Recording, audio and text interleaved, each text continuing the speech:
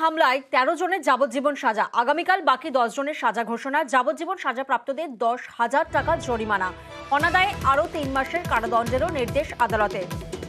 ২০১০-এর ১৫ই ফেব্রুয়ারি শিলদা ক্যাম্পে হামলা, যেখানে মাওবাদী হামলায় মৃত্যু হয় ২৪ ইএফআর জওয়ানের। গতকালে ২৩ জনকে দোষী সাব্যস্ত মেদিনীপুর আদালতের। ইউএপিএতে দোষী সাব্যস্ত করে মেদিনীপুর আদালত।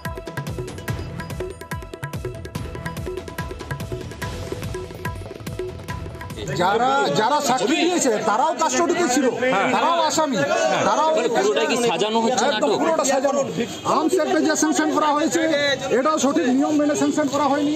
এক্সপ্লোসিভ অ্যাক্টে যে স্যাংশন করা হয়েছে সেটাও সঠিক নিয়ম মেনে স্যাংশন করা হয়নি। পুরোটাই কি মিথ্যা নিয়ে কি বলবেন? প্রত্যেকটা সাক্ষী এখানে মিথ্যাভাবে দেওয়া হয়েছে, প্রত্যেকটা সাক্ষীকে সাজানো হয়েছে।